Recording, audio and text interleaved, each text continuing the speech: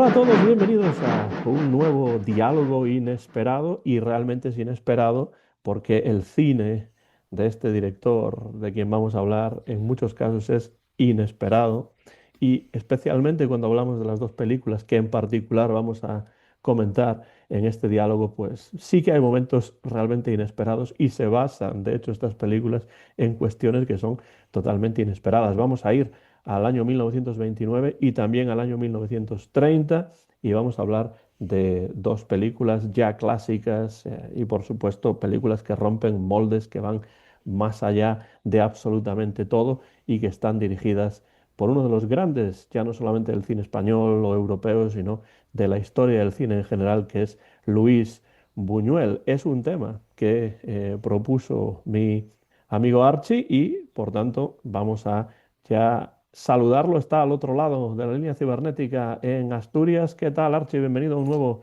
diálogo inesperado. Hola, Antón, ¿qué tal? Pues nada, muy contento de estar aquí contigo una vez más, retomando los diálogos inesperados, que es verdad que como se nos han cruzado otras cosas por el camino, pues los hemos demorado más de lo que hubiésemos querido, pero bueno, el caso es que han vuelto y que ya estamos aquí otra vez, y muy contento también de hablar de Luis Buñuel y de su cine, porque es un director que a mí me gusta muchísimo, que me ha influido mucho, que en determinados momentos de mi vida me pegó muy fuerte y además, bueno, estas dos películas, que curiosamente son las dos primeras que él hace, ¿verdad?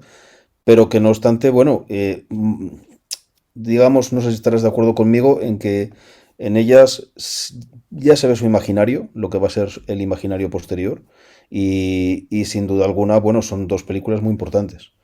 Sí, estamos hablando por un lado de Un perro andaluz, que como Exactamente. se rodó en Francia, pues su título original es Un chien andalou, Sí. y después otra película también rodada en Francia, que es la siguiente, La Edad de Oro, o en francés L'Âge d'Or. Y estoy de acuerdo en que en esas dos películas se encuentra así, de una manera breve, una Ujú. de ellas menos de media hora, la otra un poco más de una hora, pues en esos más o menos 90 minutos en total se encuentra pues lo esencial de lo que sería el imaginario y la visión del cine de Luis Buñuel, que después, por supuesto, desarrollaría a lo largo de las décadas. Y este es Ujú. un diálogo que, curiosamente, viene muy bien porque justamente en la clase de panorámica sobre la historia del cine español que estoy dando en la universidad en este semestre de primavera, aunque aquí hace un frío y todavía tenemos nieve y hielo, pero estamos en el semestre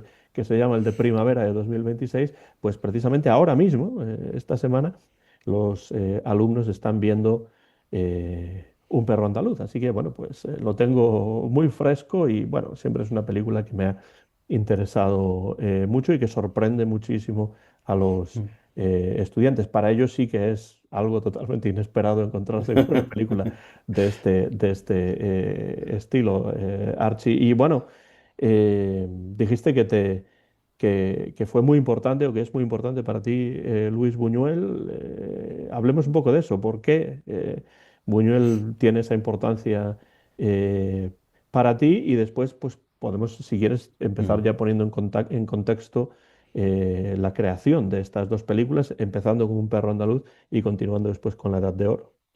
Pues mira, yo creo que hay como ciertas afinidades, ¿no? Con su manera de ver el cine y de ver las cosas y pues un poco ciertas afinidades sí que yo tengo, ¿no? Entonces, en un momento dado, sobre todo lo que a mí, una de las cosas que me fascinó mucho del cine de Buñuel es la completa sensación de libertad que realmente emana del mismo. Y claro, bueno, esto él mismo lo decía, ¿no? Que lo que había tratado de hacer a lo largo de su vida era traducir en la pantalla, ¿no? En imágenes en la pantalla, aquellas cosas que a él le venían a la mente y a verlas y soltarlas incluso sin más. Y luego, por otra parte, hay un aspecto con el que, bueno, con el que yo también simpatizo mucho, que es el hecho, yo tengo ciertas simpatías tanto por los surrealistas como también un poco por los dadaístas.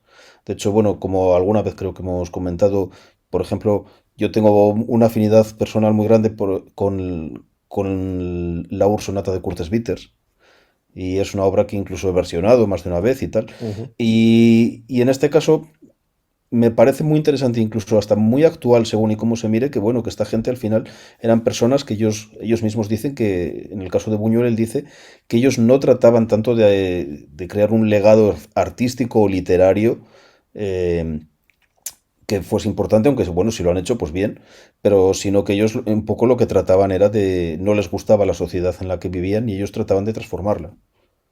Y entonces, bueno, es un poco curioso también en fin, que ya el Buñuel mayor hasta se lamentaba de no haberlo conseguido, ¿no? Mm. Pero sea como fuere, por lo menos sí dejaron ese legado artístico que es tan interesante y que nos da tanto que pensar y que nos hace incluso plantearnos muchas cosas.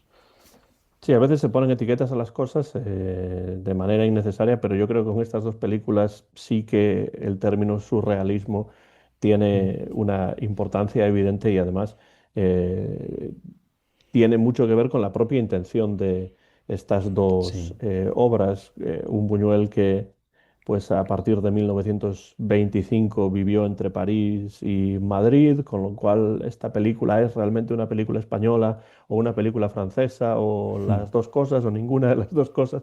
No está claro, ¿no? Pero lo que sí está claro es que esa influencia primero de los Mm. años de Buñuel en la residencia de estudiantes de Madrid Sí, y sin duda. después la relación que tuvo con los surrealistas y los diferentes istas que Mm. se daban cita en París, yo creo que se refleja de una manera muy clara en estas películas, así como también, al menos en Un perro andaluz, la relación de amistad que se quebraría después Mm. con Salvador Dalí, ¿no? Porque evidentemente si hablamos de Un perro andaluz, que será con la que comencemos, tenemos que hablar también de la presencia, de la incidencia, Mm. de las ideas de Salvador Dalí, ¿no? Que pues están por todos lados en esa película Sí. y un poco también en La Edad Sí, de Oro, eso a es. pesar de que ya las relaciones entre ambos se habían resquebrajado bastante. Sí, de hecho, bueno, ya ves que realmente Un perro andaluz se puede decir que es una película a cuatro manos que hacen los dos. Porque aunque la rueda Buñuel, que bueno, es el que tenía conocimientos cinematográficos, ¿no? Porque él se había formado con Jan Epstein ahí en París. Pero bueno, un poco lo que son las ideas, él lo que cuenta, bueno, tengo aquí, por cierto, he traído algunos libros, pero bueno, Ujú. vamos a hablar quizás bueno, son interesantes todos, ¿no? Pero bueno, este yo creo que es un libro que es imprescindible, así unos años sin que refleje, que es Mi último suspiro, que es la autobiografía de Luis Buñuel, que no es una autobiografía, pero que sin embargo sí lo es. Bueno, esto lo cuento para la gente que no lo conozca, porque es un libro que realmente escribe Jean-Claude Carrière, que es el guionista de Luis Buñuel, pero lo escriben no al dictado de Luis Buñuel, pero bueno, un poco el procedimiento era que Buñuel, él siempre dijo que él era muy mal escritor, algo con lo que yo no estoy del todo de acuerdo, Yo tampoco, la verdad. porque tiene una obra literaria que a mi parecer es estimable. De hecho, también la tengo por aquí. Pero en todo caso, él sí que decía que a él le costaba mucho escribir, que él era sobre todo un hombre de imágenes y que él era un hombre ágrafo. Ujú. De hecho, lo dice en este propio libro y lo dice incluso en entrevistas que se pueden ver en YouTube algunas. Podemos convenir en que sí, que era un hombre de imagen, pero ágrafo creo que es exagerar un poco, ¿no? Sí, yo también lo pienso.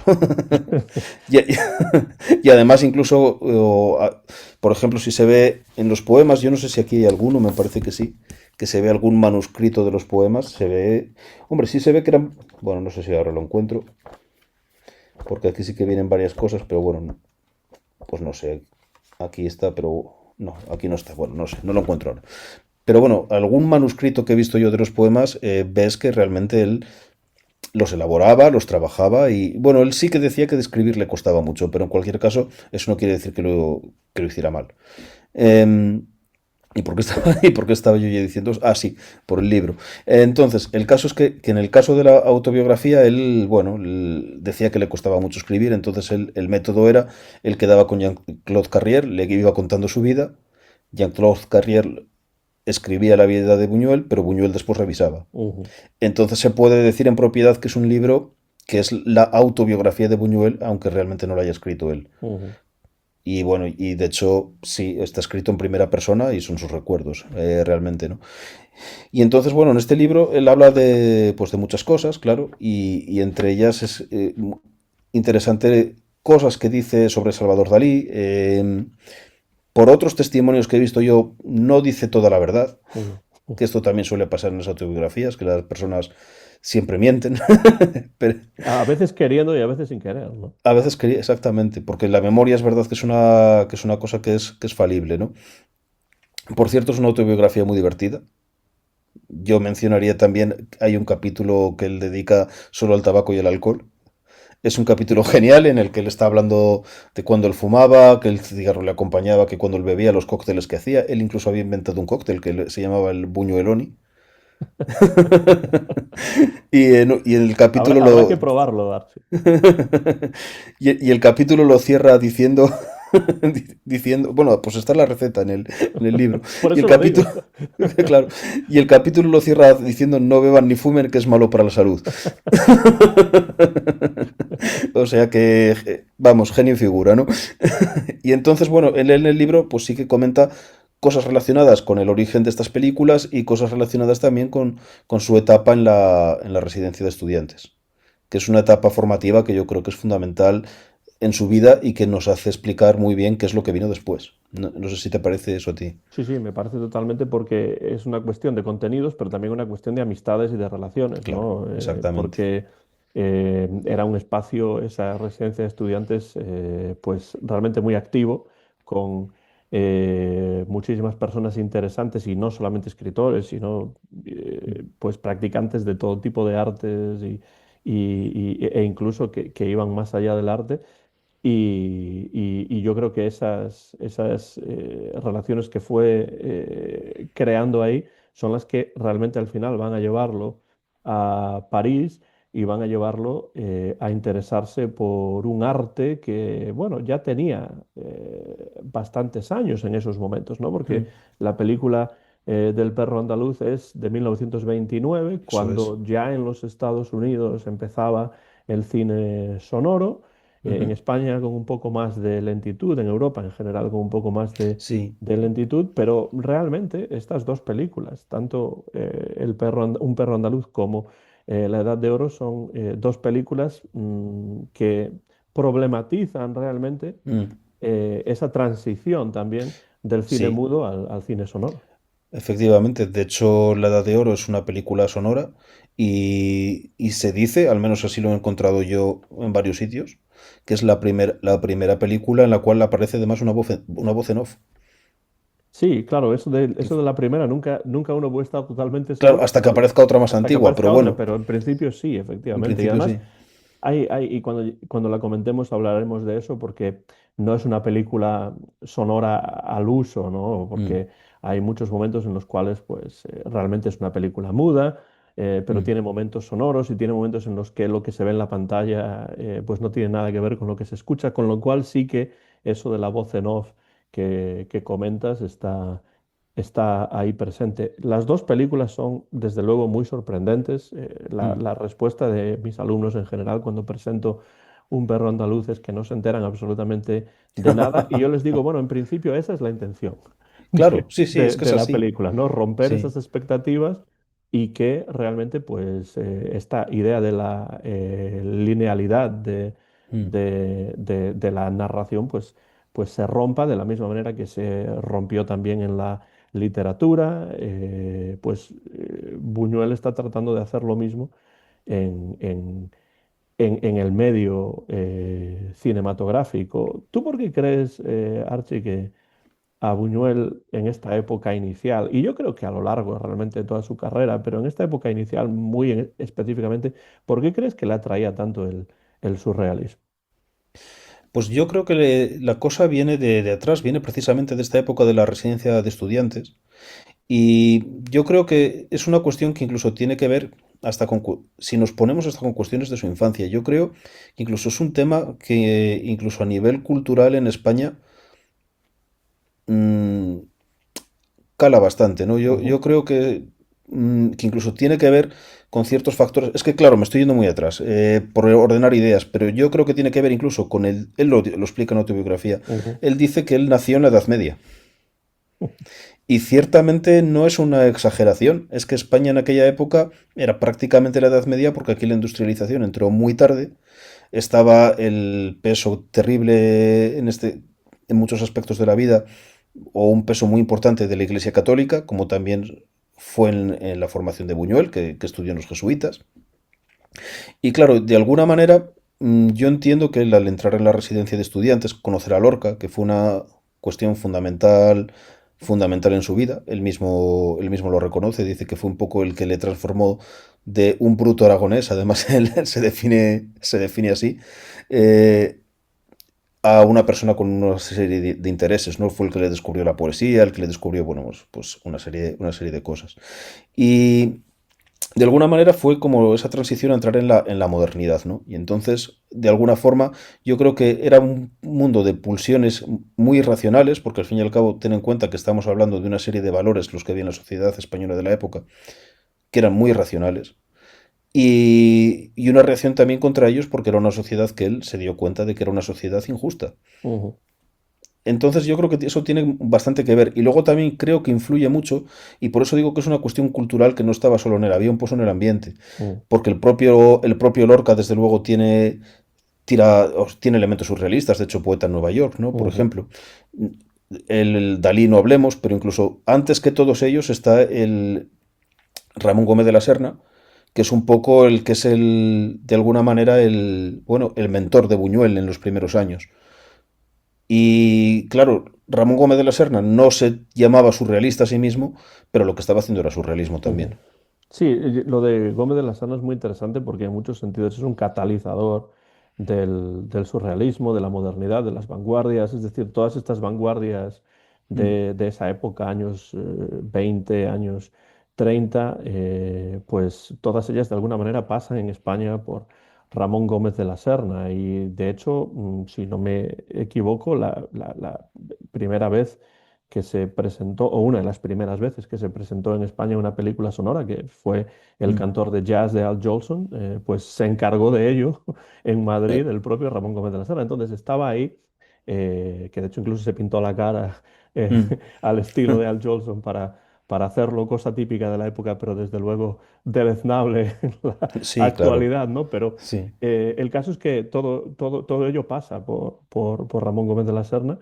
Y yo creo que tienes razón en lo que dices, porque además este surrealismo después impregnaría pues, la literatura, la poesía, la pintura, el cine de muchos otros que continuarían en ese camino, ¿no? Y yo creo que evidentemente pues también está este interés de Buñuel por lo irracional, por los Claro, sueños, por lo onírico efectivamente. eh, que hace que el propio Buñuel entronque después con otros cineastas posteriores como el propio Alfred Hitchcock, ¿no? Entonces, Claro, por me parece supuesto. muy interesante eso que Mm. comentas, porque además, bueno, pues el psicoanálisis de, Sí. de Freud se acepta de una manera, pues, muy, muy fervorosa en esta época, Mm. ¿no? También. Y fíjate, y otra cosa, teniendo que ver con las raíces incluso de la cultura española que de alguna manera se relacionan con esto, porque claro, estamos hablando de ese paso a la modernidad que fue un paso a marchas forzadas, ¿no? Porque Ujú. fue en muy poco tiempo lo que en otros países fue un proceso más largo.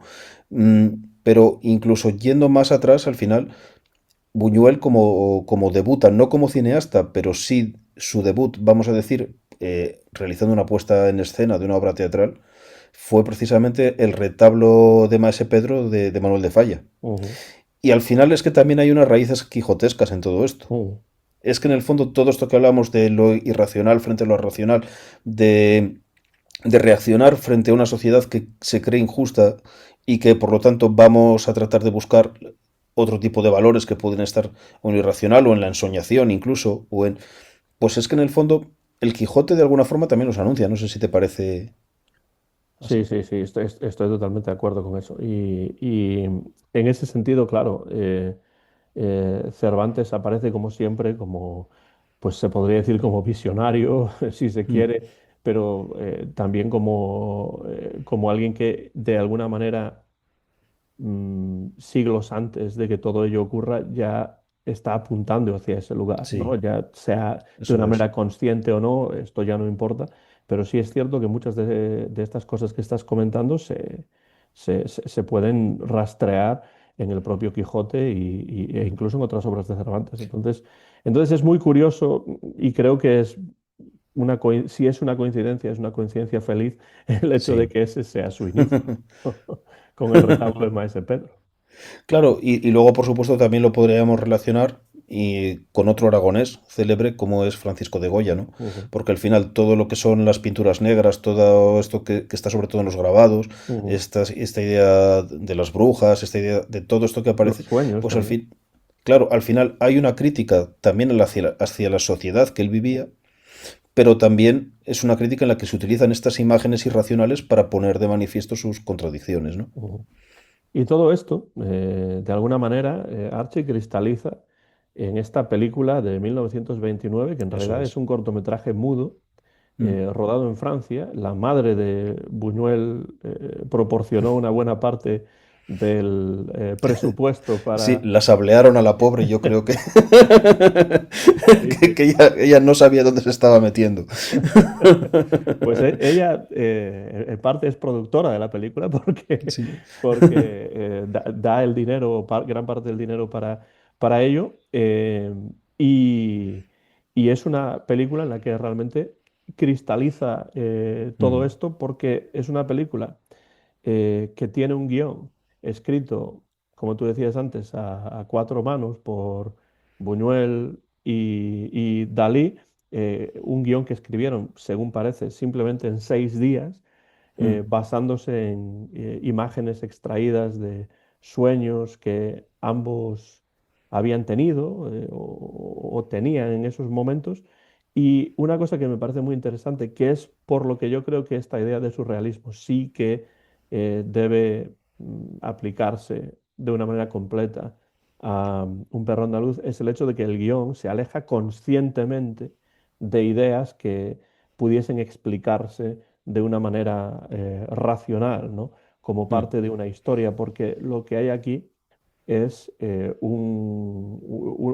una intención totalmente iconoclasta y una intención de, de romper con las expectativas, con lo que se comprendía a finales de los años 20 como el modo de narración del, del cine. Ellos quieren hacer algo totalmente diferente, subvertir todo eso y por mm, tanto esa idea que es muy interesante de la libre asociación, un poco mm, semejante a lo que en inglés se llama stream of consciousness cuando hablamos de la corriente de conciencia, ¿no? Cuando hablamos de la, de la escritura. ¿Qué supone para ti esta obra de Buñuel? Es decir, ¿cómo puede uno acercarse a una película que rompe totalmente con las expectativas que uno tiene de lo que es una película y la narración de una película, etcétera? Pues fíjate que es algo que para mí ha ido cambiando con el tiempo, ¿no? Realmente, claro, Buñuel decía que la película no quería decir nada y que era un llamamiento al crimen. Lo, cu- lo cual, hombre, es un poco exagerado porque yo tampoco creo que sea para tanto el tema.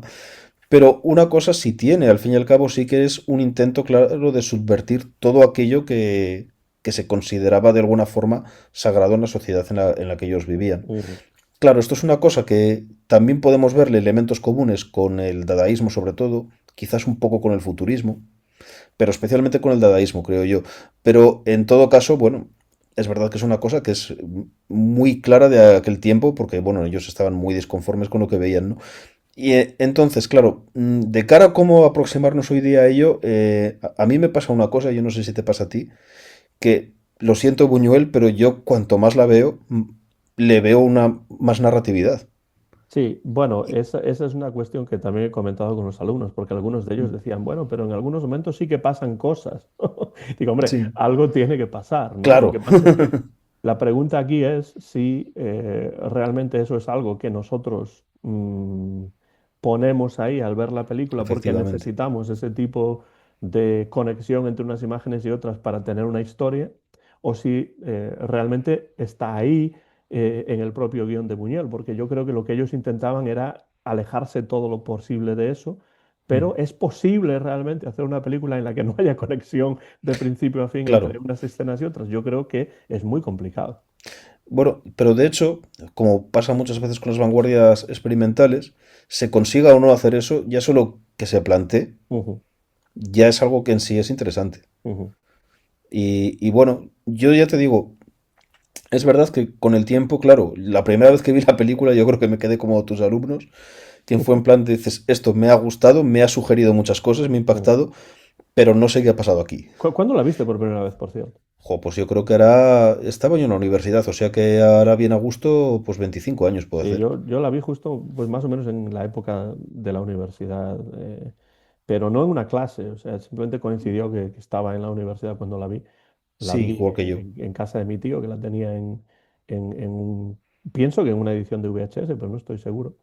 Y bueno, me pareció algo, pues uno se queda atónito, ¿no? Cuando la ve por primera vez y es algo totalmente sorprendente que después de haber visto mucho cine incluso, ¿no? Porque a lo mejor Mm, tenía yo 17 18 años, ya había visto muchísimas películas, pero nada mm, comparable a esto. Y ya me empezaba a interesar el cine mudo, además, porque a mí me gusta mucho el cine mudo y mm, bueno, pues esta película es un ejemplo de ese tipo de cine, pero un ejemplo totalmente diferente a lo que... Porque se dice que para ver el cine mudo hay que aprender como un nuevo lenguaje, ¿no? Y es cierto, porque es mm. un lenguaje diferente, la manera de narrar, pero Buñuel y Dalí van en contra de ese lenguaje, Cla- totalmente, eh, eh, en esta obra. Claro, fíjate, totalmente, hasta el punto que, bueno, que yo sí que en algún sitio él dice que, bueno, que en aquella época se cuidaba mucho los encuadres, se cuidaban mucho las composiciones y que ellos incluso evitaron cuidar eso. Eso es lo que dice él, yo eso no lo tengo tan claro, porque yo sí Ujú, que veo en determinados puntos unos encuadres muy cuidados y ujú. realmente creo que es una película que a nivel técnico está muy bien hecha Sí, realmente. sí, además incluso tiene ese tipo de efectos especiales, ¿no? Sí. Los que directores pioneros como Méliès o como Segundo de Chomón, pues Mm, tuvieron muchísima fama, ¿no? No llega a ese tipo de calidad, evidentemente, pero hay momentos en los cuales pues, las superposiciones de imágenes, pues la famosa escena de las hormigas en la mano, ese sí. tipo de cosas pues se basan bueno, pues, cuestiones técnicas que tampoco es que sean y en 1929 en particular, increíblemente fáciles de hacer, ¿no? Sí, claro, tiene lo de la escena en la que la boca del hombre es sustituida por el vello de axila, Exacto. que, que, que- que es cuanto menos curiosa, ¿no? Cosas de ese tipo. Y ya te digo, yo andando el tiempo, efectivamente no puedo dejar de verle una narratividad, que Mm, posiblemente es una interpretación que puede estar y probablemente estará completamente equivocada, pero en cualquier caso es así. Hay una cosa que no sé si a ti te ha llamado la atención, y a mí por lo menos sí, y quizás es también una de las cosas que me hizo entrar en el cine de Buñuel, que es la afinidad con la música de Wagner. ujú, claro, claro. Y Y lo curioso de todos modos es que esa banda sonora no se añadiría hasta varias décadas después. Creo que fue en 1960 cuando realmente se añade la música de Wagner y también ese tango pues tan sí, bueno, es que reconocido. hay una historia detrás de esto, porque estuve leyendo estos días un artículo que entrevistaban se llama Ferran Alberich, que por cierto también tiene un nombre muy wagneriano, Sí. que es que bueno, que es la persona que se ha encargado en la Filmoteca Nacional de restaurarlo, ¿no? Y entonces yo sí sabía que en el estreno Buñuel se puso detrás de la pantalla donde se estaba proyectando, con lo cual él no la veía. Y, y lo que él hacía era aleatoriamente mezclar tangos con Tristán y Isolda. Que es un poco lo que pasa en esa banda sonora que tú comentas Ujú, que se puso en 1960. Comenta este hombre que han tratado de, bueno, que el tango que suena en la banda sonora actual es imposible que fuese el que estaba en los años 30 porque no se encontraba grabado entonces. ujú, Pero él dice que él observó una cosa que a mí me parece muy, muy, muy interesante, que es que incluso si pones solamente Tristán y Isolda, la música, la película se sincroniza muy bien con la música. ujú, ujú. Por lo tanto, es incluso posible que el montaje, esto es una hipótesis que lanza él, no podemos decir que sea cierto, pero es posible que el montaje se realizara sobre la música de Wagner. Ujú, ujú. En todo caso, Y en esa proyección, Buñuel se convirtió más o menos una especie de DJ de los años 20, ¿no? Totalmente. Vamos, hasta en eso fue visionario, ¿no? Y además, incluso caso de que montara realmente la película sobre la música de Wagner, hasta destruyendo él mismo el montaje para que con los tangos no sincronizara del todo, ¿no? Claro.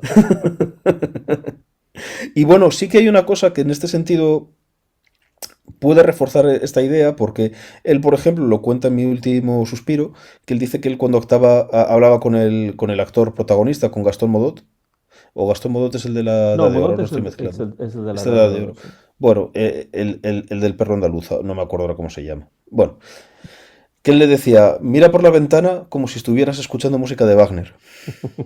Pero él no sabía qué estaba viendo.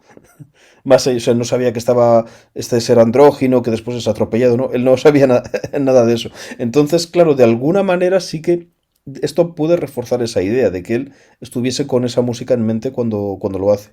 Ujú, Y esto es algo que a mí me llama bastante la atención porque sí que hay bastante relación entre Tristán y Solda, no solo porque use la música, sino incluso en el argumento. ujú. Yo diría que con estas dos películas, especialmente con Edad de Oro, ¿eh? Sí. Pero también con esta otra. De hecho, Y se utiliza una parte de Tristán y eso es, Isolda, claro, específicamente en Liebestod, sí, en en la Edad ambas, de Oro. Bueno, en ambas, pero sí, en la Edad de Oro sí, sí, de manera especial. claro. Por cierto, que Y lo he buscado y es Pierre Batchev, Piedras Chefera, es verdad, cierto. Eh, y, y claro, esto que te decía me llama también la atención porque no me parece que sea tan casual que estas conexiones existan con Wagner, porque precisamente en Tristán y Isolda Wagner plantea que los personajes viven en el día y en el día es cuando no se pueden unir. Y sin embargo, cuando ellos pueden estar juntos es en el mundo de la noche. Ujú, Y esto lo dice explícitamente el libreto. ujú. Entonces, de alguna manera, claro, Wagner no podía saber qué iba a ser aquello del surrealismo, pero sí que ya está anunciando que como un poco lo que defendían los surrealistas, ¿no? Que existe otro mundo por debajo de nuestro mundo cotidiano, que es incluso más real que nuestro mundo cotidiano. Ujú. Entonces hay una afinidad clara y evidente entre los dos mundos y yo creo que esto es lo que se evidencia cuando Buñuel, no solo en estas dos películas, sino en otras, escoge precisamente música de Wagner para acompañar las escenas o hace referencias Ujú. a la música de Wagner. Sí, porque ambas tienen referencias a música de Wagner y bueno, lo que sí tiene Un perro andaluz, ya nada más empezar, es una de las escenas más famosas de la historia del cine, que tiene que Sí, ver con sí. ese ojo que se, que se corta con una navaja y al mismo tiempo las nubes pasan por delante de la luna. Es el propio Buñuel Buñuel. el que hace esto. Y claro, las reacciones de mis alumnos en general, cuando tienen que ver este momento, pues son las que uno espera, que yo creo que son también las reacciones que el propio Eh, Buñuel y al- el propio Dalí sí. querían provocar en la audiencia, ¿no? ¿Cómo interpretas tú ese inicio? Porque, bueno, hay interpretaciones de todo tipo, ¿no? De una de las escenas más famosas, no solamente de la obra de Buñuel, sino del cine en general. Pues fíjate, yo lo relaciono un poco con uno de los títulos que Buñuel había pensado inicialmente para esta película, aunque fue un título que descartó. Que el título era Es peligroso asomarse al interior. Mm, mm. Y que además era parodia de a veces de anuncios que había en los trenes y en los autobuses, ¿no? De Es peligroso asomarse al Sí. exterior. Pues, y yo creo que un poco tiene que ver con esto. O sea, ese ojo rasgado al final es la forma de decir que vamos a asomarnos, pero precisamente al mundo interior. Es decir, al mundo de lo irracional, de los Mm. sueños y de las pulsiones, que al fin y al cabo son deseos no gobernados por la razón. Claro, es que Y yo lo el deseo interpreto es un muy poco en ese importante en la sentido. obra, además, Mm, en esta película. La idea sí. del deseo y el deseo insatisfecho y la imposibilidad de satisfacerlo incluso, ¿no? Claro, por eso te lo relacionaba con Tristán y Solda, porque allí también pasa. Ujú, Eh, o sea, en el caso de Tristán y Solda tenemos una pareja que nunca pueden estar junta y que incluso cuando ya parece que por fin pueden, él muere y ella no llega a tiempo. ujú, Y es una cosa que un poco sí que pasa también en estas dos películas. Y de hecho hay una cosa que es muy interesante, Incluso Buñuel decía que él tenía cierta pulsión a la destrucción, que él decía que mejor que él prefería quemar un museo antes que crear una casa de cultura. Y un poco eso, algo de eso sí que hay, porque si te fijas, pasan las dos, pero desde luego también en Un perro andaluz, estos personajes que de alguna forma, con las cosas que hacen, están desafiando las convenciones sociales y tal, pues no terminan bien. Ujú. Y de hecho lo que tenemos claro es que los dos personajes que tienen un papel más relevante en Un perro andaluz mueren, o al menos muere una de las dos encarnaciones de uno de ellos, ¿no? Ujú. Claro, es que esa es otra cuestión interesante en la película, porque ese inicio con el ojo Mm, también, evidentemente, si además tenemos en cuenta pues la importancia del surrealismo y el psicoanálisis y Freud y todo eso, pues evidentemente que sea un ojo lo que se corta, claro, también tiene su importancia, ¿no? Por el hecho de que realmente los espectadores están viendo la película, es el propio efectivamente. Buñuel el que realiza ese corte y entonces, claro, ahí estamos pensando ya no solamente en una asociación de ideas y en lo onírico, ¿no? Las nubes que cortan la luna al mismo tiempo que Buñuel Sí. corta el ojo, que evidentemente no es un ojo real, sí, sí Mm. real, pero no de una persona viva. Sí, sí, Hay que sí. decirlo claramente. De hecho, bueno, ellos lo hicieron con una vaca a la Con que una vaca, afeitaron sí. para... Sí. Pero bueno, Bueno, una vaca muerta, ¿eh? una vaca muerta, sí, Sí, efectivamente, sí, sí. también. Eh, pero bueno, además de esa asociación de ideas, también está esta idea de la alusión a una nueva manera Mm, de mirar la realidad, al hecho de que sea el propio artista el que aparece mm. ahí dentro de su propia obra, que también es muy cervantino, evidentemente, y también una cierta agresión al espectador, ¿no? Porque ya no es Sí, solamente tener que ver algo, pues realmente es desagradable. es muy desagradable, ¿no? Sí, Pero es el hecho de que es un ojo que es lo que nosotros estamos utilizando para ver la película, ¿no? Entonces, claro, está efectivamente. todo ese juego, ¿no? Con la idea de la mirada, el Sí. ojo, etcétera, y cortarlo, ver las cosas de una manera diferente, porque es una película que, de hecho, trata de ver el mundo y el cine mismo de una Mm. manera diferente, ¿no? Vamos, totalmente. O sea, yo creo que eso que dices es muy relevante porque al final es todo un juego de espejos el que él plantea ahí y es una manera que yo creo que es también lo más importante y lo que pretende. Es verdad que es un acto de agresión a cierto punto. La película trataba de ser de un acto de agresión en Mm, general, como él mismo dijo, pero también es una manera de meternos dentro de la misma. mm, Que eso es un poco la clave. O sea, aquí tengo incluso en uno de los libros que tengo, que es de este autor, Xavier Bermúdez, que es un director de cine gallego, y él, bueno, él analiza todas las películas de Buñuel y él ahí dice una cosa que me parece muy interesante y que tiene que ver un poco con todo esto. Él lo pone justo al principio de la película, esto también, porque dice, es como tomarse un chupito antes de un trago de alcohol antes de entrar en materia, ¿no? O sea, es importante porque es una forma de sacudirse mm, todo lo que traes encima y ya dejarte claro que a partir de ahí ya te puedes esperar cualquier cosa. ujú.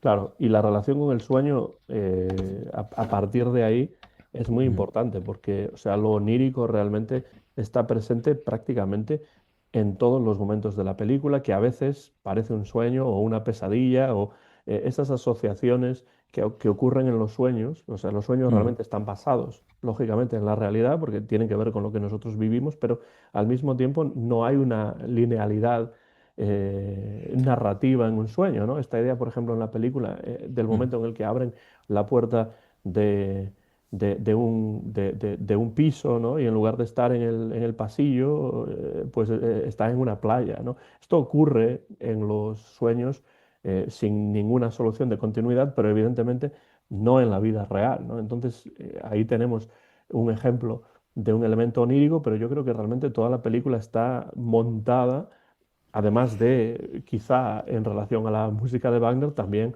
a esta idea de Claro, las asociaciones que ocurren en los sueños, ¿no? por supuesto. Y de hecho ahí te iba a comentar, yo creo que hay una cosa muy importante, a ver qué te parece a ti, que es un poco, vamos a decir, las cartelas que nos indican Ujú. los momentos temporales. Sí, esos intertítulos, ¿no? Que dicen 15 años Exactamente. antes. Eso es, que son, claro, cartelas completamente imposibles, pero sin embargo que en un sueño podrían ser. Claro, efectivamente, porque Claro, también los alumnos me decían, pero si era 15 años antes, los personajes serían diferentes. Digo, sí, desde un punto de vista lógico, sí, pero dentro de esta idea del sueño y de las asociaciones libres de Buñuel, pues no tiene por qué ser así. Y de hecho, con eso está jugando, ¿no? Jugando con claro, las expectativas que uno puede tener, ¿no? O cuando dice en primavera, ¿no? claro, O efectivamente. algo así. Claro, en este sentido también es curioso ver un poco cómo evolucionan los personajes porque de alguna manera creo que hay una idea que es muy interesante, que es que en Buñuel, vamos a decir, una unidad significante no nos interesa tanto por lo que significa Ujú, como por aquello que nos genera, ujú, por así decir, por aquella reacción que nos genera a nivel emocional. Sin embargo, sí que hay elementos que, bueno, que son elementos significantes. Por ejemplo, el tema de la mano con las hormigas, que proviene ujú, de un sueño de Dalí, mientras lo ujú, del ojo provenía de un sueño de Buñuel, es algo que en la obra de Dalí las hormigas se relacionan con la culpabilidad. Incluso el hecho de que aparezcan en una mano puede tener una relación muy clara con la masturbación. ujú, ujú. Sí, sí. O por Y ejemplo, bueno, sí. no sé, No, no, sí, sí. coméntame. No, no, continúa un poco porque creo que va a tener que Sí, ver con eso. sí, o por ejemplo, el momento en el que el personaje de Pierre Batchev, hay una cosa, por cierto, muy interesante. Claro, las manteletas estas que él lleva, de alguna manera, sí representan lo prohibido e incluso vete a saber si hay un punto de ambigüedad sexual, Ujú. porque el hecho es que luego llega otro personaje que es el mismo. Sí, pero que es más andrógino, ¿no? No, bueno, yo no lo veo más andrógino, yo lo veo más o Ah, menos no, bueno, igual, no porque sé. es que hay un personaje Sí, hay un personaje andrógino, sí, sí, pero luego hay otro personaje que es el mismo Pierre Batchev, que es el mismo, pero que es el que llega y el que le quita las manteletas y las tira por la ventana. sí, efectivamente, sí, sí. Entonces, claro, ese personaje, tal como lo veo yo, por eso te digo que hay ciertas cosas que yo no puedo evitar ver, ¿no? Que es un poco la represión que el consciente hace Ujú, ujú, de la libertad del inconsciente. ujú, Y este personaje además va arrastrando, es el que va arrastrando dos corchos, que a su vez arrastran dos calabazas, que a su vez arrastran dos pianos sobre los cuales hay dos burros muertos y detrás hay dos maristas. ujú, Claro, y que incluso, es que aquí sí que es muy evidente, este personaje da al otro dos libros que coge ujú, de un pupitre de escuela. ujú. Entonces, de alguna manera, quizás este personaje, censor y represor, representa todas las cargas culturales que asumimos a lo largo de la vida. Yo es lo que no puedo evitar ver. No sé, Buñuel igual ya estaría diciendo que no, que esto es un llamamiento al crimen y ya está. Pero yo veo, yo veo todo esto, No, ¿no? pero la carga de un cierto tipo de educación, la carga de un cierto Claro, tipo de eso sociedad en es. la que vivía, o sea, todo eso está ahí representado, lo quiera Buñuel o no, porque Sí. además es una película de 1929 y es un momento muy complicado social, Sí. política, históricamente en España también, ¿no? Mm. Finales de la dictadura de Primo de Rivera, va a acabar cayendo la monarquía, que ya estaba realmente caída en esos Sí. momentos. Y, y claro, o sea, todo eso se refleja en la película necesariamente.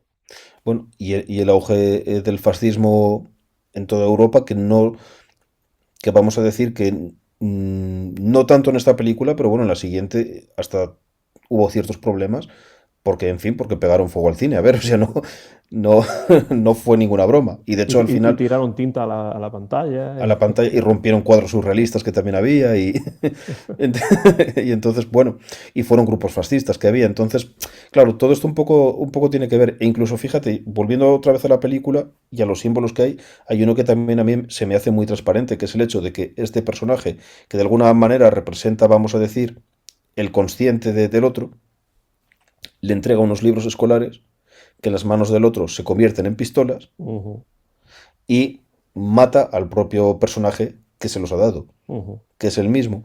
Entonces, de alguna manera, esto es casi nietzscheano, yo lo veo. O sea, es al final los valores que tú has adquirido, los puedes transformar y utilizarlos contra aquellos que te los han dado, ¿no? Ujú. Que es un poco incluso de lo que va el planteamiento estético de la película, podríamos decir.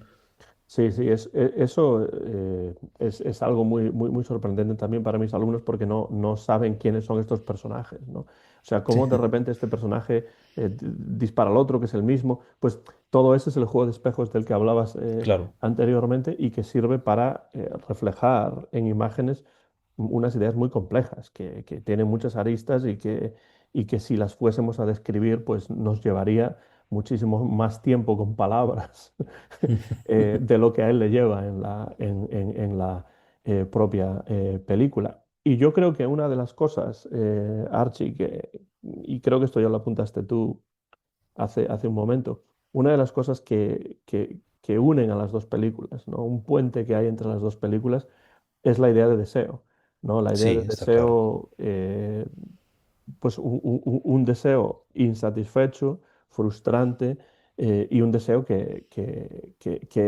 esta idea de que el deseo siempre es permanentemente insatisfecho, porque en cuanto Mm. se satisface, si es que se satisface, pues ya llega a otro Deja de deseo ser. diferente o deja de serlo, Sí. o si se consigue o no se consigue satisfacer. Yo creo que hay, evidentemente, unos elementos sexuales muy evidentes Hombre, está claro. en ambas películas, y yo creo que eso es un puente que une a las dos películas, porque me da la sensación, no sé si tú lo ves así o no, pero teniendo en cuenta que Un perro andaluz es una película de un presupuesto bastante reducido, que tiene que ver con la Mm. madre De Buñuel. Buñuel, etcétera, etcétera, pero ya La Edad de Oro me parece que es un paso más allá, dentro de las mismas ideas o de unas ideas muy semejantes, que tiene que ver con muchas cosas, y entre ellas el hecho de que ya el presupuesto que tiene Buñuel es mucho más amplio, porque pues hay unos aristócratas que él Ujú. realmente repudiaba, pero que son Mm. quienes le van a dar los posibles, ¿no? El dinero para hacer Sí. esta película. Que son los vizcondes de Noailles. Ujú. Él, de hecho, un poco lo que él cuenta es que, claro, después de Un perro andaluz, bueno, esto también tiene que ver con la recepción de la película. Él cuenta que él fue al estreno de Un perro andaluz con los bolsillos llenos de piedras, porque él esperaba que hubiese reacciones violentas contra Pero no fue el la caso. De película. hecho, se Claro, convirtió como una especie de manifiesto cinematográfico del surrealismo. claro, totalmente. O sea, fue un exitazo. Fue mucha gente, vamos a decir, de la intelectualidad y de las artes de la época, asistieron al estreno. Y él, bueno, él dice que él soltó las piedras disimuladamente Como cuando quien ya no vio quiere la que, cosa, ¿no? como quien no quiere la cosa, cuando ya vio que aquello era un éxito y que no iba a tener que lanzárselas a nadie. Y bueno, y fue el motivo por el que él y Dalí entraron en el grupo surrealista, porque les metieron en volandas, claro, dijeron es que vosotros sois de los nuestros. Y entonces, claro, fue un éxito que a ellos les sorprendió muchísimo, porque no es lo que esperaban, ellos lo que esperaban es que les abofeteasen. O sea, de alguna manera yo a veces digo de broma que ellos hicieron esta película para partirles la cara, para que les partieran la cara. No lo consiguieron y entonces por eso había que hacerle la de oro, ¿no? Lo que pasa es que se partieron la cara entre ellos entre una cosa y Eh, otra, ¿no? Porque Exactamente. cuando entramos en la Edad de Oro de 1930, ya con ese éxito realmente rotundo Sí, sí. de Un perro andaluz, que ya en su momento pues, fue muy apreciada sobre todo por esos círculos vanguardistas y de diferentes tendencias, pero desde luego sí por los surrealistas, que la hicieron suya Mm. y la utilizaron prácticamente como manifiesto surrealista, que no sé si es exactamente lo que querían o lo que tenían pensado hacer Dalí y Buñuel o no, pero que les salió bien, porque la verdad ellos sí que querían entrar en el grupo de Sí. los surrealistas, y esta película fue su salvoconducto para ello, ¿no? Mm. Pero lo que sí es cierto es que lo que se erosionó fue la relación entre ambos, Sí, porque para el momento en el que Buñuel empieza a trabajar en la Edad de Oro, ya la relación con Dalí ya no estaba demasiado bien, ¿no? claro, mira, esto viniendo de antes, incluso, claro, esto tiene que ver, claro, habría que meter incluso a más gente un poco en la ecuación, ¿no? Porque al principio, bueno, dentro de los amigos de la residencia de estudiantes, pues estaban otros, estaba también Lorca, estaba Pepín Bello, que Pepín Bello a mí me parece un personaje muy interesante porque no, es un artista sin obra, o sea, Ujú. tiene muy, muy, muy poca obra, pero sin embargo sí que fue un poco el pegamento que aglutinó a todos estos otros, ¿no? Es de estos personajes que están presentes y sin los cuales los demás quizás no hubiesen llegado a hacer lo que hicieron, ¿no? Pero un poco ya con Un perro andaluz, ellos dos se enfadan un poco con Lorca. aunque es verdad que por lo visto luego se reconciliaron, ¿no?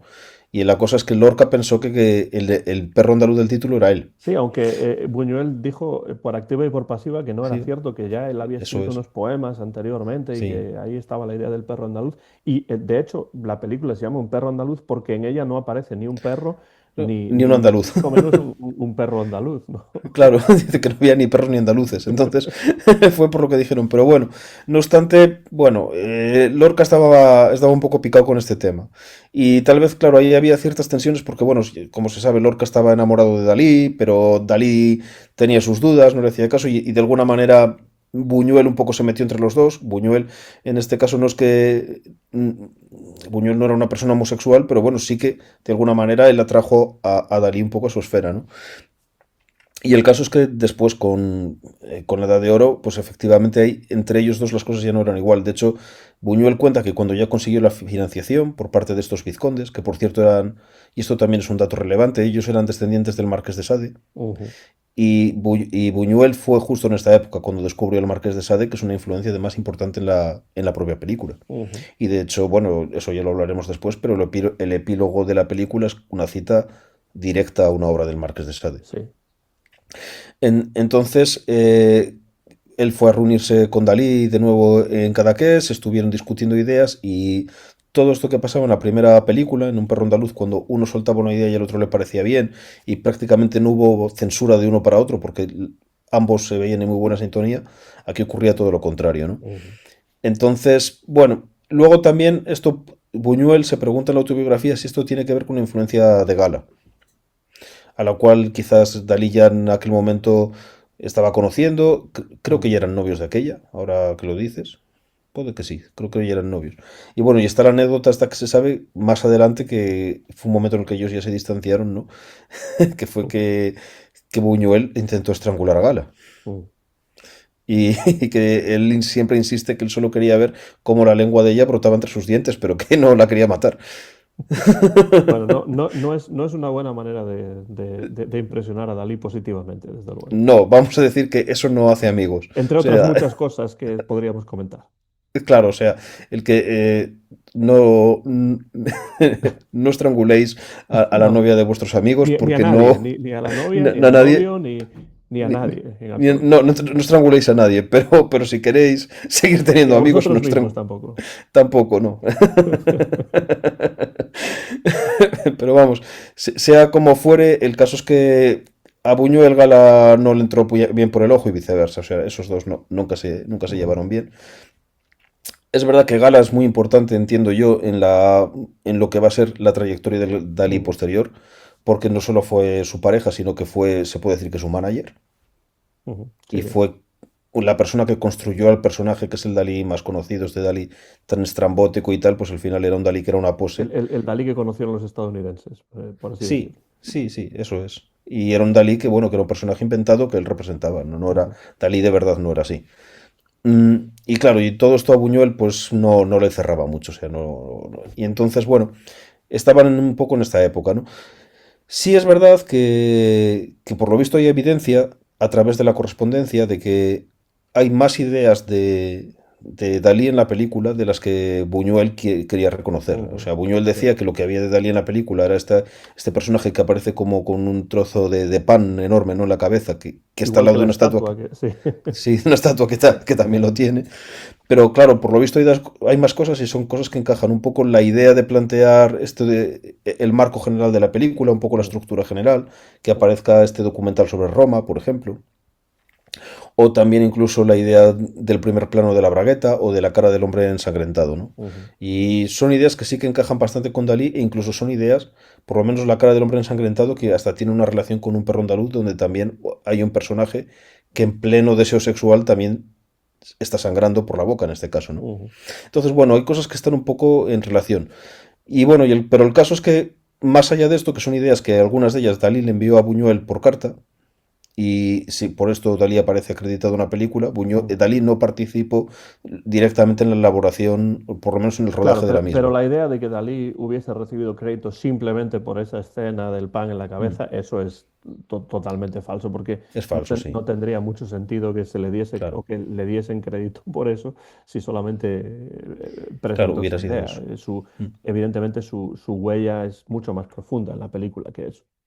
Ya, claro, está claro. Y, y- y bueno, lo que sí que comenta Buñuel es que cuando Dalí vio la película ya hecha, le gustó mucho y le impresionó la factura técnica. Y dijo, Ujú. es que es como una película americana. Sí, bueno, es que lo interesante es que de nuevo es una película que trata de subvertir las expectativas Mm. de una manera semejante, en muchos casos a un perro andaluz, pero en este caso tenemos el avance técnico del sonido, ¿no? Entonces una película es muda, la Sí. otra es sonora, hay ahí ya una diferencia, pero incluso en la utilización del sonido se está jugando con las expectativas de cualquiera que vea la película, ¿no? La película se rodó en francés, además, originalmente, y los Mm. intertítulos están en francés, pero hay momentos en los cuales pues, lo que se escucha no tiene nada que ver con lo que se ve, ya lo hemos Efectivamente. comentado. La música también tiene mucha importancia en esta película, pero incluso hay un juego total con la idea de género cinematográfico, ¿no? Porque Mm. tenemos, para empezar, un documental sobre Un unos documental, sí. escorpiones que están, que están por ahí y que evidentemente pues, se puede relacionar con lo que va a pasar después Sí. en la película. También se incluye ese documental sobre Roma, que Mm. de nuevo tiene se puede hacer también una lectura política, Mm. social de ello, pero después tenemos una historia de amor loco, ¿no? Por así decirlo, amour fou, Sí. que dicen los franceses, que es así que tiene una cierta linealidad mucho más evidente en la Edad de Oro que en Un perro andaluz, a pesar de que no es una linealidad total y que hay cosas que no tienen sentido, pero yo creo Mm. que sí, aquí sí que es mucho más fácil ver una cierta narratividad, ¿no? Sí, yo de hecho esta película siempre la he visto un poco como si fuese una novela bizantina. Mm, ujú, Dos personajes que siempre quieren unirse, que no acaban de lograrlo y de nuevo está el paralelo que te ponía con Tristan y Isolda, que es un mm, poco la misma historia, que luego llega un momento en el que cuando sí que logran unirse son completamente inútiles. ujú, O sea, porque son incapaces de mantener una relación, un idilio normal. sí. Y entonces, y al final ella le deja por el director de orquesta, Sí, que es mucho más viejo que que es él mucho más viejo y mucho menos que, atractivo en principio que él. claro. Y, y claro, y esto también tiene un punto simbólico por también porque ella es una persona, pues bueno, que es una hija de unos aristócratas. Ujú, Y esto también es interesante por el tema de que él no, entonces desde este punto de vista, claro, ellos cuando empieza la primera vez que aparecen es justo después de esto de los escorpiones y de los ujú, obispos, ¿no? Y de los bandidos. Pero bueno, ellos la primera vez que aparecen es en el momento justo cuando se va a fundar la ciudad de la Roma Imperial, ujú, que ahí desembarcan un montón de, sobre todo de gentes que representan distintas autoridades en lo que era la sociedad, porque ahí vemos clérigos, ujú, vemos militares, vemos burgueses, y precisamente es el primer momento en el que ellos están revolcándose ahí en el barro, y es cuando los separan violentamente, ¿no? ujú, Y entonces, claro, a partir de ahí es donde empieza la historia. O sea, yo lo que es en esta película sí que veo una estructura muy clara, que es este doble prólogo, que es el de los escorpiones. ujú, El escorpión y la rata, que después de alguna manera el escorpión yo le veo relación con lo que son los obispos. ujú, Incluso se ha señalado a veces que el báculo del obispo tiene algo que ver con la cola del escorpión. ujú, ujú, Y los bandidos, obviamente, con la rata. ujú, Y de hecho, pasa que, por ejemplo, en el prólogo, el escorpión muerde a la rata y la rata muere, y con los cantos de los obispos también mueren los bandidos. ujú. Entonces, de alguna manera sí que hay esta idea, ¿no? Pero bueno, eso sería el doble prólogo. Luego está esta idea de este amor loco entre estos dos amantes, esta especie de novela bizantina de estos dos que no pueden encontrarse nunca. Y luego el epílogo, que también tiene relación con todo esto, que es la cita al Marqués de Sade, ¿no? Ujú. Que es en el castillo de Seligny este.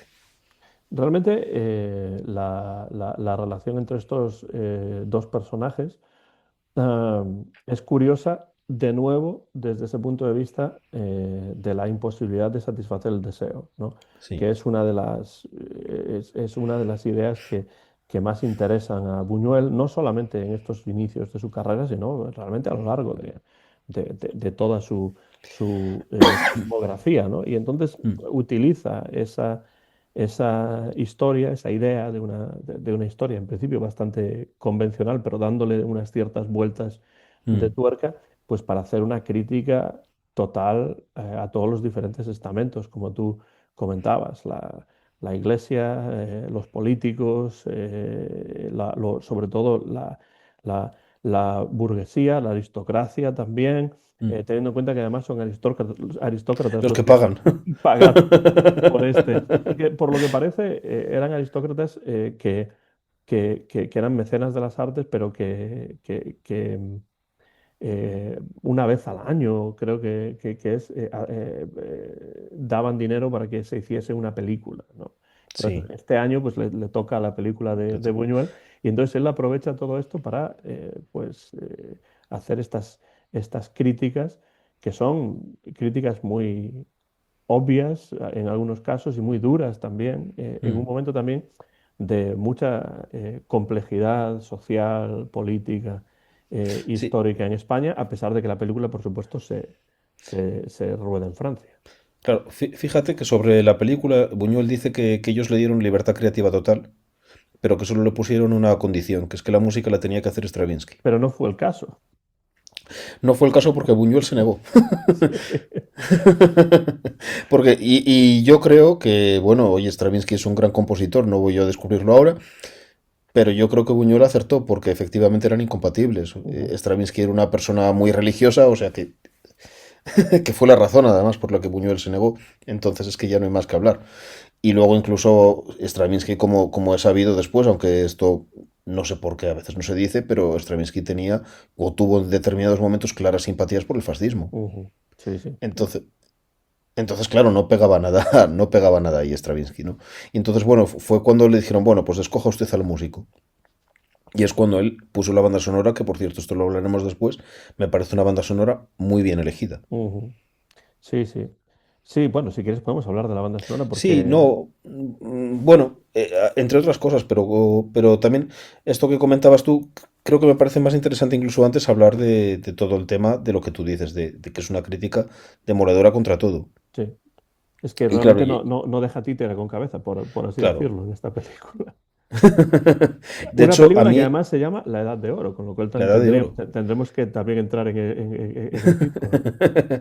Claro que es duro el tema, o sea, ya, ya de por sí, ¿no? Y claro, fíjate que a mí me llama la atención, ya aparte de la crítica, por supuesto, a los nobles y burgueses, de hecho, hay ciertos elementos que incluso tiene que ver, por ejemplo, cuando están en medio de este salón donde están celebrando la fiesta, pasan dos trabajadores en un carro y les ignoran, pero absolutamente. Sí, sí. Incluso se están pasando una botella de vino. Hay un incendio en la casa y la sirvienta parece que se desmaya, no sabemos si muere o no. También lo ignoran absolutamente. Mm. Y hay un momento que es ya la transgresión de transgresiones, que es el momento del cazador con el hijo. Con su hijo, sí, que le tira el cigarro El cigarro y lo mata. y lo mata, Y sí. entonces, y entonces va la policía a pedirle explicaciones. Todos los burgueses estos se asoman a la ventana y él les explica que, además se ve que les está explicando que es que le ha tirado el cigarro, que cómo no lo va a matar. Claro, Y parecen darse por satisfechos. y además con la típica toma desde arriba parecida a Sí. a la que veíamos en varios momentos de un perro andaluz. Tiene un perro andaluz. Sí, además de la crítica, también volvemos a ciertas asociaciones de ideas que son libres, ¿no? Por ejemplo, lo que Mm. comentabas antes del Del- escorpión y el báculo, sí. etcétera. Pero después también hay algunas asociaciones, sobre todo las que tienen que ver con el elemento sexual, que ya no son Sí. tan libres como podría parecer, ¿no? Claro, ahí te iba a ir. O sea, a mí eso todavía, fíjate que cuando yo vi esto por primera vez, y aún todavía hoy, porque hay un tema en fin, que en el cine casi es tabú, como es la masturbación, sobre todo la masturbación femenina. Femenina, Y sí. en, y en esta película, en varias ocasiones, se trata de forma explícita. Está la chica protagonista que lleva el dedo vendado. Lia Lis Están creo que se llama la Lia Lis, actriz. efectivamente. Están estos anuncios en los cuales se ve esta mano, además, frente a una cosa peluda, no se sabe muy Sí, bien qué sí, es. sí. Que parece como si Pero fuesen una especie pues no sé, de plumas o algo así, ¿no? sí, a eso además. Y, y entonces, bueno, y incluso, bueno, o sea, y es muy extraño también cuando ella llega y saca la vaca de la cama, no sé, o sea, puede tener que ver incluso también con esto, ¿no? Pero en todo caso, son alusiones completamente explícitas y no digamos también el tema de la estatua. Sí, sí, bueno, es que realmente ahí sí es donde yo digo que esas asociaciones ya no son tan libres como uno pudiese Claro. imaginar, porque esa, bueno, famosa hasta cierto punto escena de la estatua tiene que ver una vez más con esa idea de que cuando uno consigue de alguna manera satisfacer el deseo, en realidad acaba siendo una experiencia de insatisfacción al Sí. final, ¿no? Como tú decías, cuando realmente consiguen reunirse ahí en el jardín, pues son totalmente inútiles para ello. Y entonces entra esa escena de algo que también es muy tabú en el cine, pues que es lo que se podría decir una verdadera felación Sí, claro. en este caso, no de un órgano sexual, pero sí de un dedo del pie. De una estatua de mármol. Una estatua de Y mármol que además, mientras eso está ocurriendo, pues hay, hay incluso una imagen, una toma de la cabeza, de la cara sí, de la estatua, como si se intentase demostrar o presentar lo que está sintiendo la estatua cuando la eso estatua. ocurre. Que siente más la estatua que el propio personaje de carne y hueso.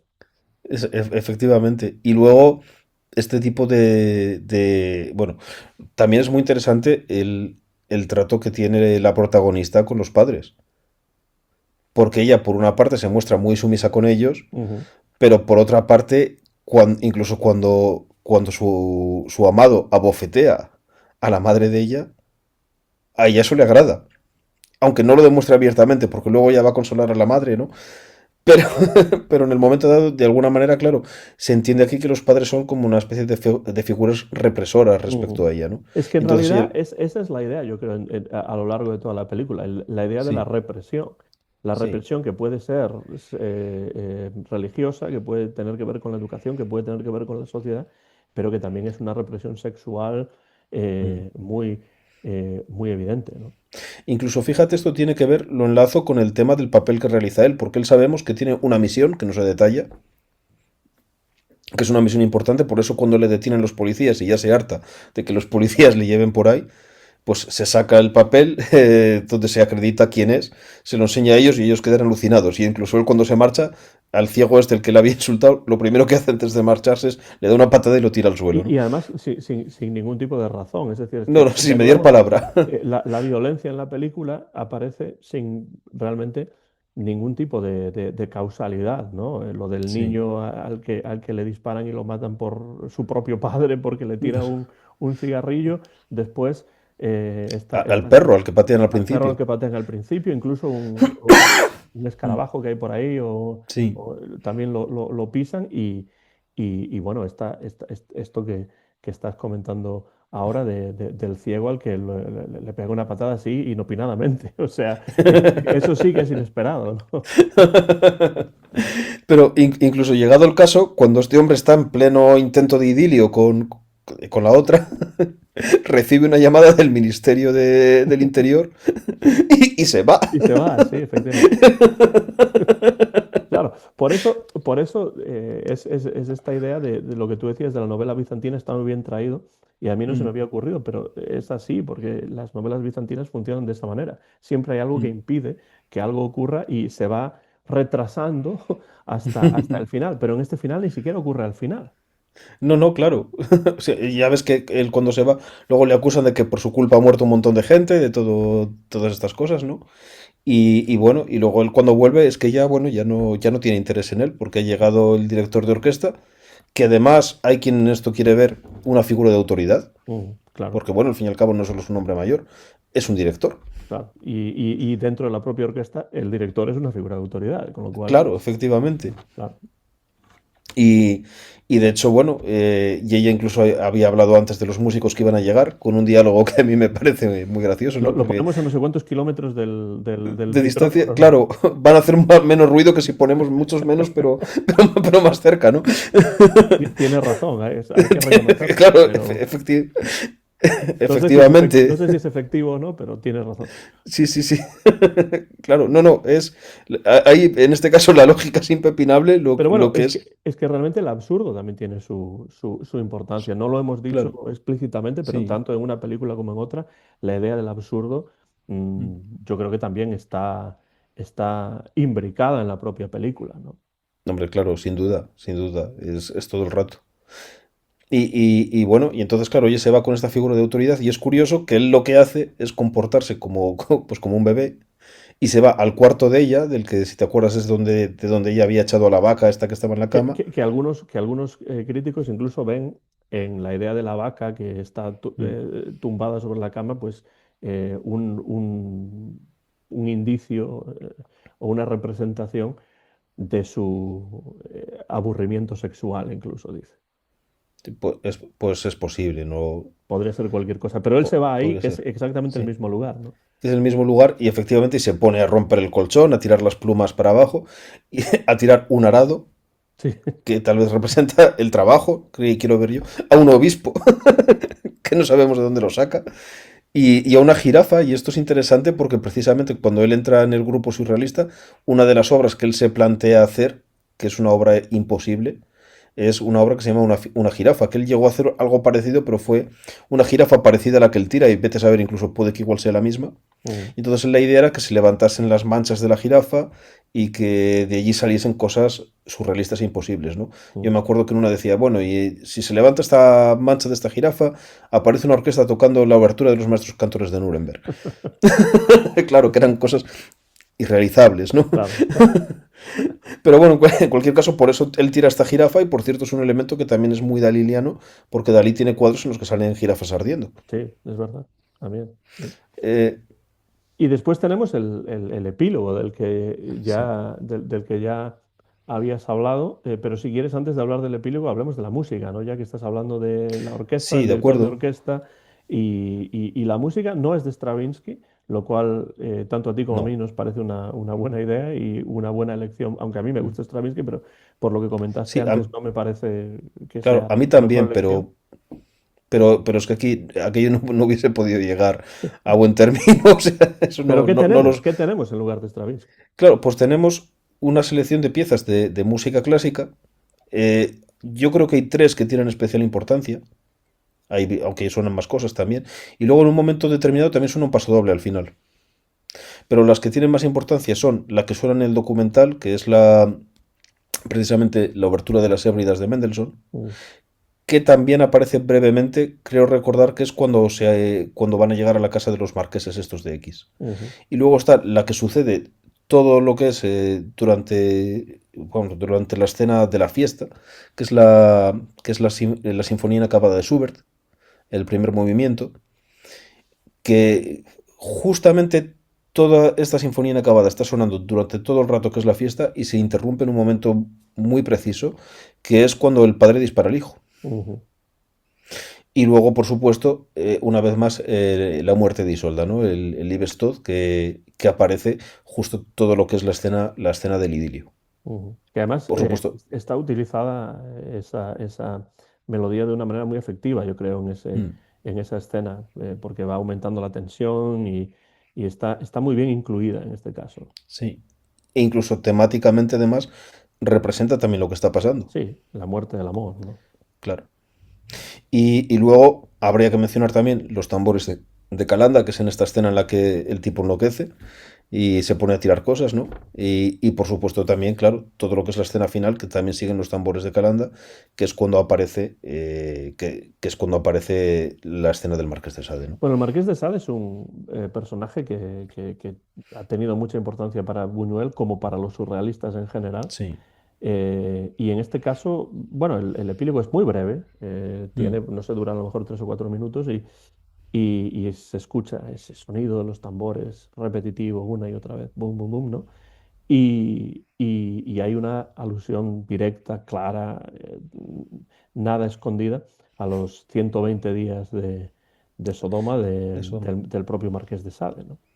Que era además una obra que se había descubierto hacía poco, ¿no? Porque esto se descubrió Ujú, en la cárcel de la Bastilla, pero mucho tiempo después, que realmente no hay una certeza absoluta de que pertenezca al Marqués de Sade, pero bueno, se le ha atribuido porque por época, por estilo y por lo que cuenta, o sea, es imposible que otra persona se pudiera escribir sobre ello.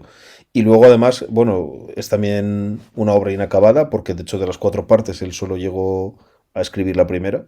ujú, Y vamos, yo que este libro yo lo leí hace mucho tiempo, pero es realmente un libro realmente horrible.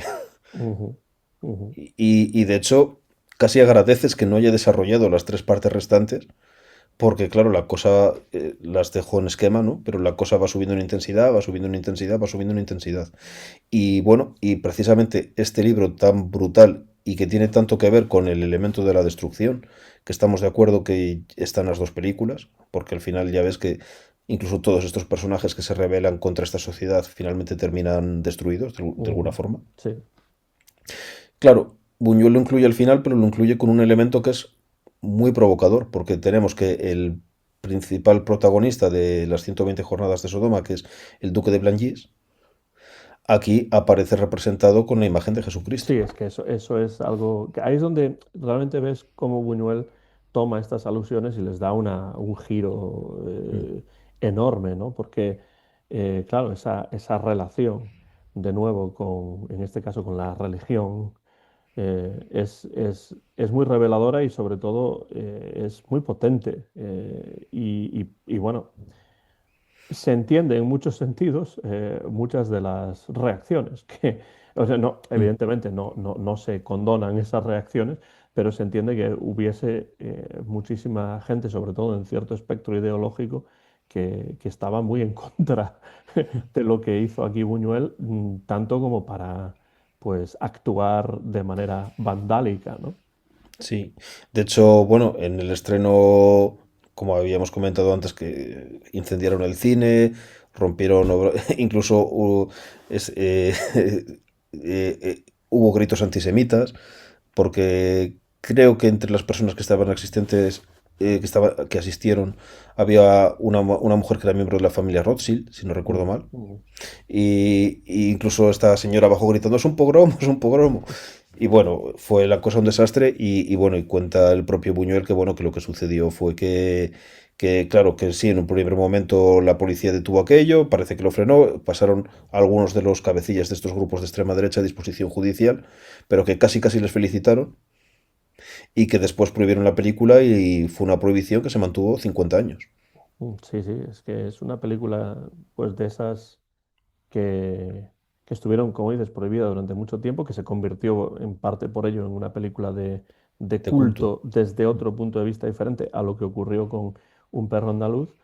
Y ese epílogo, a mí, bueno, yo siempre lo he visto, evidentemente, como una utilización del Marqués de Sade como Mm. una figura de liberación de de todos esos constreñimientos que critica a lo largo de toda la película, pero también como un elemento de crítica en sí misma, ¿no?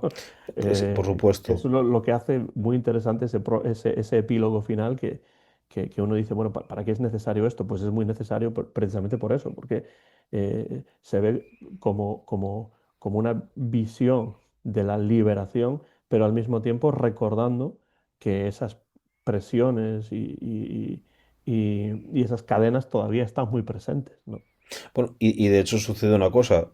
Sucede que sale una de las víctimas del castillo de Serigny, que ha sobrevivido y entonces vuelve este duque de Blanguis con la imagen de Jesucristo. Parece que la conduce adentro amorosamente, pero se oye un grito desgarrador. Ujú, Y luego este personaje sale sin barba. ujú, Como que de alguna manera dices, vale, ya vemos que no es Jesucristo, ¿no? O ujú, sea, de alguna manera se ha quitado la careta. Y ujú. luego la última imagen con la que acaba la película es una cruz de la cual están colgadas las cabelleras. Se entiende que de las otras chicas que han sido víctimas Ujú. de estos sujetos, ¿no? Entonces, de alguna forma, claro, es un poco lo que tú hablabas antes de la represión.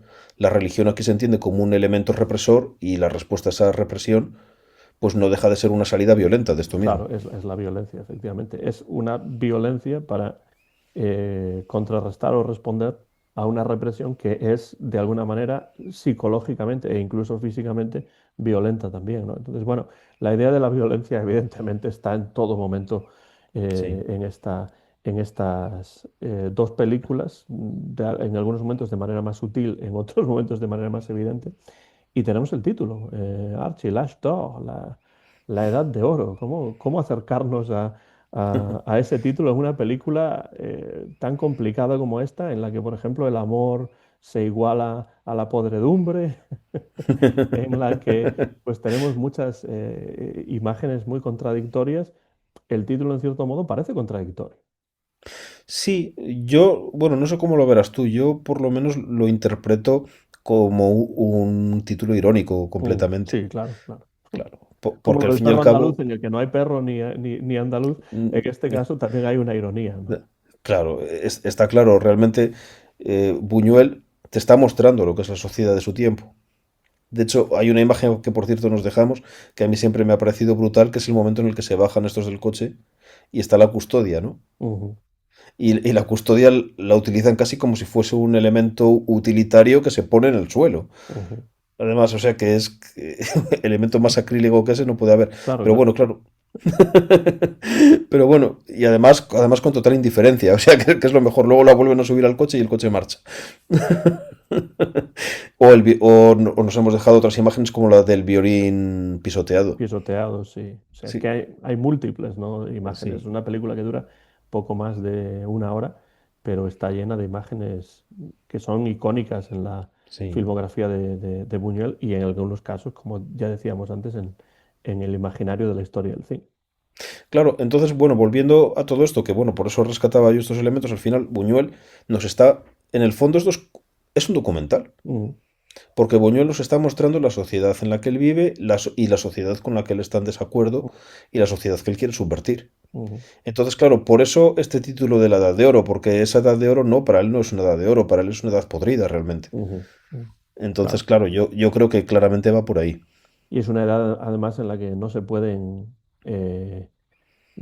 pues satisfacer ningunos deseos, en los que uno no se Exactamente. puede realizar desde un punto de vista humano de la manera en la que a él le gustaría, ¿no? Y entonces presenta todo esto, además, de una manera que explícitamente también incluye el género del documental. Entonces, Claro, claro. claro, la idea de que el documental del escorpión pues no es más que un ejemplo de documental que realmente es el resto de la película también, porque lo que está haciendo es presentar una visión, por así decirlo, desde su punto de vista documental de lo que Documental. es la sociedad, aunque realmente no sea un documental, pero sí que Claro, tiene elementos de eso. y de hecho se veía en la introducción, por ejemplo, justo antes de que, bueno, de la Roma imperial. Presenta una serie de imágenes de archivo de la Roma imperial y en una ventana que se supone que está en los palacios vaticanos la nota de un fontanero. Sí, O sea, ya que es una creo que cosa... además dice ya volveremos después o algo así. Sí, sí, exactamente. O sea, que es una cosa genial también. Pero claro, por una parte, y fíjate, yo aquí te quería preguntar una cosa, que yo lo estaba pensando en revisionar estos días estas películas para esta charla contigo. Yo tuve la sensación de que en cierta manera la narrativa era muy clásica. Ujú. Sí, sí. Entonces, no las imágenes que vemos, Ujú. pero sí cómo están rodadas, como dices, esto es casi línea clara. Sí, bueno, realmente en cuanto a la manera en la que están rodadas estas dos películas, se ajusta mucho al cine del momento, ¿no? O sea, Sí, esta idea de que vamos a hacerlo de una manera más descuidada, pues si lo intentaron, realmente no lo intentaron con demasiado ahínco, ¿no? Porque uno se da cuenta de que es una película diferente por muchos elementos, pero no Mm. necesariamente por los encuadres y por la calidad de las imágenes o algo por el estilo, ¿no? Desde ese punto de vista sí que es una son películas pues bastante clásicas en ese sentido. Exacto, incluso por la narración, porque vemos claramente los primeros planos nos sirven para entender qué está pasando, Ujú, eh, vemos claramente de dónde van los personajes, de dónde vuelven, no lo sé, todo, los encuadres, o sea, es todo, incluso este tipo de objetividad, vamos a decir, sí, en cuanto a cómo se encadenan las escenas, tiene que ver un poco con toda esta idea de documental, a mi forma de ver. Incluso tiene que ver también con esta forma de decir, mira, lo que te estoy mostrando aquí, que es algo que tú ves que es completamente absurdo, es la crudeza de la sociedad en la que tú vives. ujú, Entonces, quizás esta narrativa documental es necesaria precisamente para reforzar el absurdo. ujú. Sí, es muy interesante lo que comentas, desde luego. Y hace que cuando uno ve esta película pueda verla de una manera diferente también.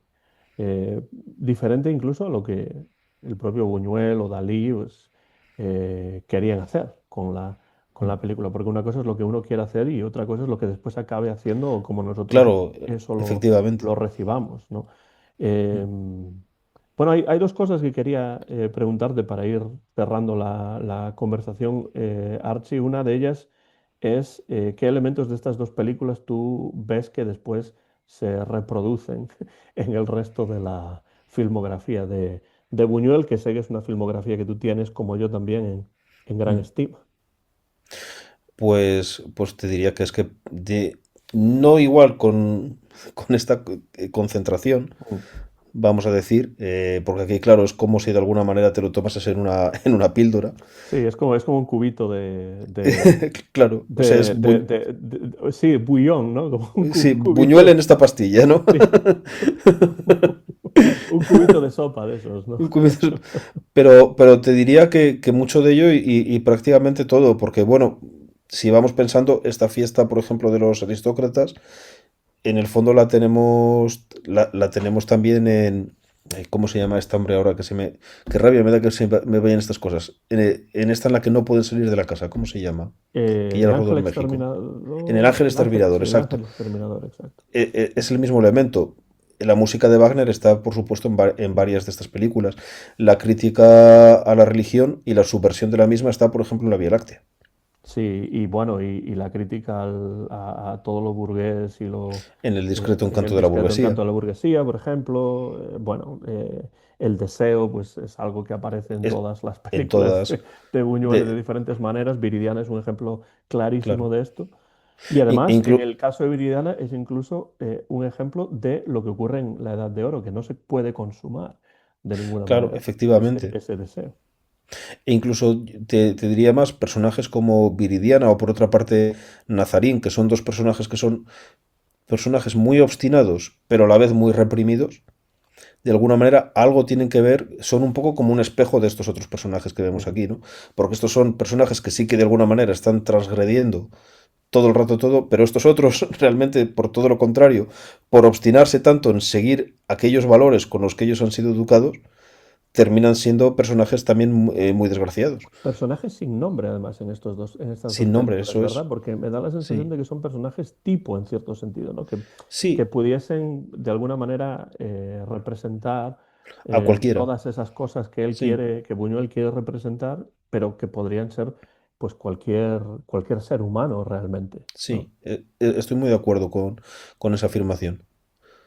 Y bueno, y eso que te decía, por ejemplo, en el caso de Viridiana y Nazarín, yo sí los veo como el espejo de ellos, ¿no? Porque Viridiana y Nazarín, pues eso, son dos personas que son muy religiosas, que son muy idealistas y que precisamente eso les lleva, pues bueno, pues les lleva a circunstancias, pues realmente desagradables, ¿no?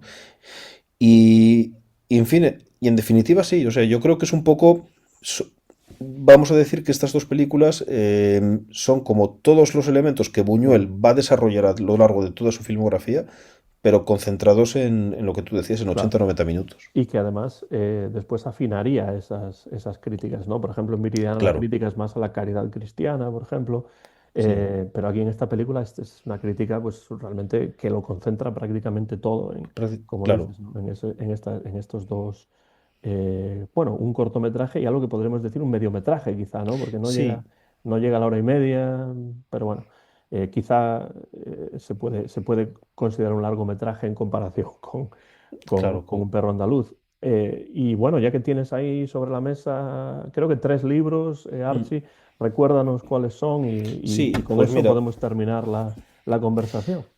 en un primer caso, pues este, que yo creo que es un libro que se lee en nada, que es muy divertido además, Ujú. que es Mi último suspiro, y que bueno, es la autobiografía de Buñuel, al cual bueno, se le puede poner, es verdad, las comillas que se le puede poner a cualquier autobiografía, pero en cualquier La caso, autobiografía entrevistada y revisada, pero no necesariamente escrita por Luis Buñuel. exactamente, escrita por Jean-Claude Carrier. Y bueno, y aparte de todo, bueno, es un libro que aparte de que nos cuenta muchas cosas de su propio cine y obviamente de su vida, es un libro sobre todo que es muy divertido. Ujú. O sea, que es un libro que yo, vamos, recomiendo a todo el mundo. Él incluso cuenta, que también lo cuenta en alguna entrevista por ahí, aquello de la broma final que quería hacer a sus amigos, toda esta cuestión, ¿no? Es que él decía que él les iba a reunir y que él iba a llamar a un sacerdote que cuando estuviese en el lecho de muerte y que entonces él iba a decirles que esta gente que hemos compartido unas creencias perniciosas, yo ahora creo en Dios y quiero que ellos lo sepan y tal, dice, y así moriré con esta última broma en mis labios. O sea que genial. Luego tenemos este, que es este análisis que hace Xavier Bermúdez de su filmografía y que él hace pues un comentario a todas las películas y que realmente está muy, muy, muy Buñuel, interesante. Espejo y... Buñuel, Espejo y Sueño. Buen título, la verdad. Sí, sí. Y bueno, y de hecho ya ves que en la portada incluso aparece una imagen precisamente de la Edad de Oro. Ujú.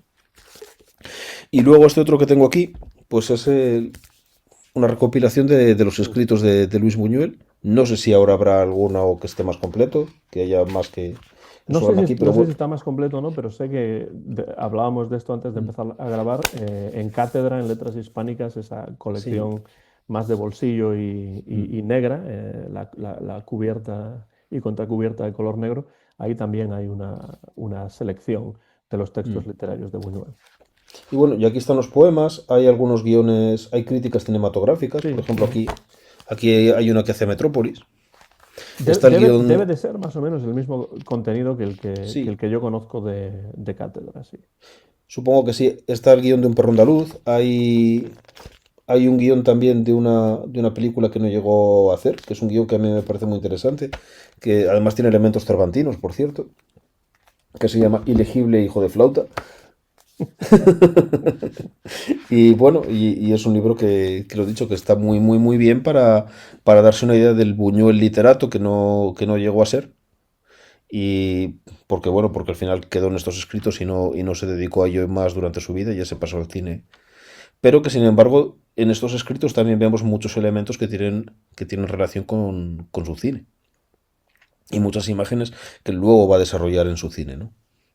Pues recomendamos esos tres libros, entre otros muchos que hay, que se han Mm. escrito y que se pueden encontrar sobre Luis Buñuel. Y con esto, Archie, cerramos un nuevo diálogo inesperado que se publicará al mismo tiempo en mi canal, Antón Jefe, y en el de Archie, que es Archie Ad Hoc.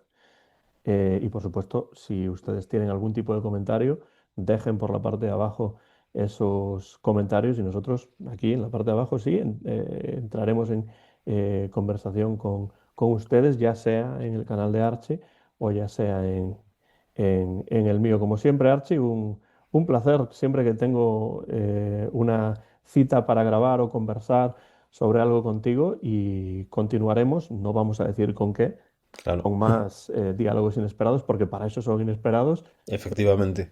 cuando nuestras agendas nos lo permitan. Siempre un placer charlar contigo y sobre todo en este caso sobre Luis Buñuel. Pues todo un placer para mí también charlar contigo. Me has dado claves que me van a hacer ver estas películas nuevamente con otros ojos. Y bueno, y lo dicho, y un placer y esperamos el próximo diálogo inesperado que seguramente será muy interesante y lo pasaremos muy bien, tal y como lo he pasado yo hablando contigo sobre Buñuel.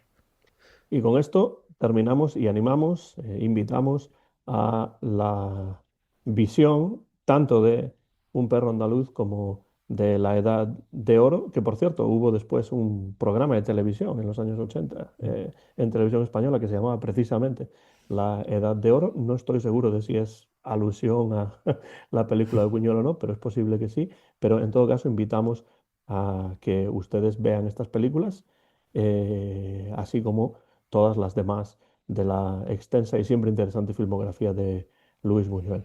Gracias, Archie, y hasta la próxima ocasión en estos diálogos inesperados. Gracias a ti, Antonio. Hasta la próxima.